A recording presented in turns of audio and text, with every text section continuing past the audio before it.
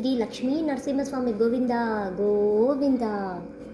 नमस्कार सर्वांना. श्री स्वामी समर्थ. तुमच्या सर्वांचं आपल्या चॅनलमध्ये खूप खूप मनापासून स्वागत आहे. आज आपण होळीचा सण आणि भगवान श्री लक्ष्मी नरसिंहस्वामीची सेवाबद्दल बघूयात आपल्या व्हिडिओमध्ये. भक्त प्रल्हाद जे की भगवान श्री विष्णूचे खूप परमभक्त होते.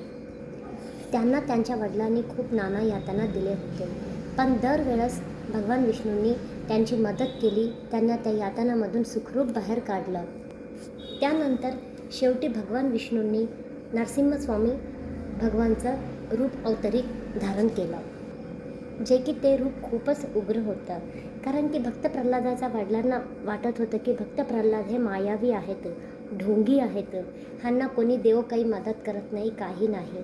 त्यासाठी त्यांनी शेवटी म्हटलेत की देव तुझा कुठं आहे, ह्या खांब्यामध्ये आहे का, बोलाव तुझ्या देवाला. जेव्हा भक्त प्रल्हादांनी मनोमन प्रार्थना केली, भगवान विष्णूंना बोलवलं, तेव्हा खांब्यामधून भगवान विष्णू नरसिंहस्वामीचं रूप अवतरित करून उत्पन्न झाले, प्रकट झालेत. आणि उग्र नरसिंहस्वामींनी भक्त प्रल्हादाच्या वडिलाला आपला दरवाजाचा जे उंबरठा असतो त्याच्यावर त्यांच्या नखाने त्यांची छाती फाडून त्यांना मारलं. कारण की त्यांचा मृत्यू तसंच लिहिलेला होता. पूर्वजन्मी ते पण भक्त प्रल्हादाचे वडील पण भगवान विष्णूंचे परमभक्त होते.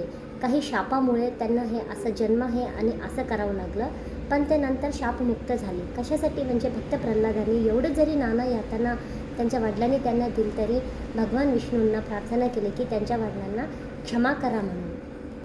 हे अवतार बघून सर्व देवी देवता खूप घाबरले, कारण की भगवानाचं रूप एवढं उग्र होतं. आणि सर्व देवी देवता भक्त प्रल्हादाला म्हणाले की तूच आता ह्या देवांचा राग शांत करू शकतोस. मग भक्त प्रल्हादांनी त्यांच्यासाठी प्रार्थना केली, स्तोत्रमंत्र म्हटले. मग भगवान नरसिंहस्वामी शांत झाले. आपल्याला हे होळीचं औचित्य साधून भगवान विष्णूंचं रूप श्री उग्र नरसिंहस्वामीची सेवा जास्तीत जास्त करायची आहे. कारण की ह्या होळीमध्ये होळिका दहन असो, होळीचं सण असो, ह्या दिवसामध्ये भगवान नरसिंहस्वामीचं तत्त्व हे खूप जास्त प्रमाणामध्ये असतं. आपल्या श्री स्वामी समर्थ महाराजांच्या नित्यसेव्याच्या पोथीमध्ये भगवान श्री लक्ष्मी नरसिंहस्वामीचं करावलंब स्तोत्र आहे. ते तुम्ही श्रवण किंवा पठण करू शकता, किंवा लक्ष्मी नरसिंहस्वामीचे 108 नावं पठण किंवा श्रवण करू शकता, किंवा नुसतं काही जमत नसेल तरी श्री लक्ष्मी नरसिंहस्वामी भगवान की जय असं पण म्हणू शकता.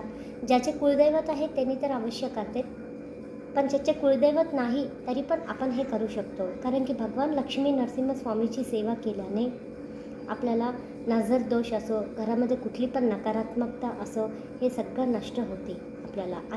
आणि भगवान नरसिंहाचे करावलंब स्तोत्र म्हटल्याने आपले गुप्त शत्रू जे कुठले पण आहेत आपल्याला माहिती नसते, त्यांच्याकडून आपल्याला कुठलीच हानी होत नाही.